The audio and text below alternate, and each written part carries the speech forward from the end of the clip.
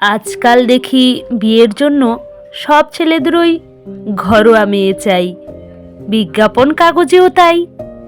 আচ্ছা, এই ঘরোয়া মেয়ে ব্যাপারটা ঠিক কি? শিক্ষিত কিন্তু চাকরি করা যাবে না এমন? নাকি সারাদিন ঘরের মধ্যেই বন্দি থাকবে? রান্না বান্না, ঘর মোছা, কাপড় কাচা, শাশুড়ির পাকা চুল বেছে দেওয়া আর টাইম মতো শ্বশুর মশাইয়ের মুখের সামনে জলখাবার তুলে দেওয়া, এসবের বাইরে তার আর কোনো দুনিয়া থাকবে না এমন?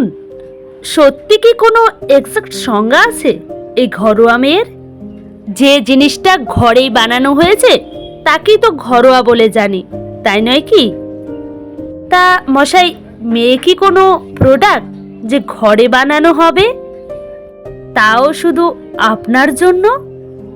আর যদি তাই হয় তাহলে তো ঘরোয়া ছেলেও হওয়া উচিত ছিল, তাই নয় কি? কিন্তু আজ অবধি শুনলাম না তো। আমার এক বন্ধুকে জিজ্ঞেস করলাম, কিরে বিয়ে থা করবি না নাকি? ও বলল, দেখ না আছে মেয়েটে। আমি তো রীতিমতো অবাক। কেন? ওই যে তোর গার্লফ্রেন্ড রুবি না কি যেন নাম। দেখ, প্রেম আর বিয়ে দুটো কিন্তু একদমই আলাদা জিনিস। বিয়ের জন্য ঘরোয়া মেয়ে লাগবে, বুঝলি? বুঝলাম, তখন ওই ঘরোয়া মেয়ের ব্যাপারটা কিছুটা বুঝলাম, কারণ আমি আমার বন্ধুটাকে খুব ভালোভাবেই চিনি।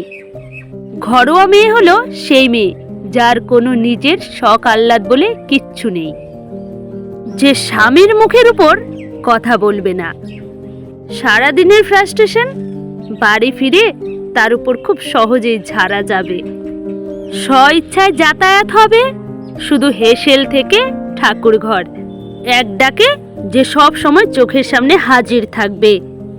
কিন্তু তাকে দিয়ে তো ব্যাংকের কাজ হোক বা ইলেকট্রিক বিল জমা সবই করাতে হবে। ধরুন বাবার হঠাৎ পেট ব্যথা উঠলে বাবার পুরনো সেই প্রেসক্রিপশন দেখে ডাক্তারের কাছ থেকে মেডিসিনও আনতে হতে পারে। তাই ঘরোয়া মেয়েটিকে অন্তত পক্ষে গ্র্যাজুয়েট হতেই হবে। এবার আমি বলি, বন্ধু, তোদের বউ নয়, ফ্রিতে একজন কাজের লোক লাগবে, যে তোদের সারা দিন 5 মাস খাটার পর রাত্রে তোকে ফ্রিতে সেক্সও দেবে। সব মেয়েই ঘরোয়া, বুঝলি? ঠিক তুই আমি যতটা ঘরোয়া, পুরুষত্ব কোমরের নিচ থেকে শুরু হয় না বস, মাথার চুল থেকে শুরু হয়। আর একজন পুরুষের প্রধান লক্ষণ হলো নারীদের সম্মান করা। ঘরোয়া মেয়ে কথাটাই অনেকটাই অসম্মানজনক একটা মেয়ের কাছে। আগে পুরুষ হয়ে দেখা, তারপর না হয় বিয়ে করিস।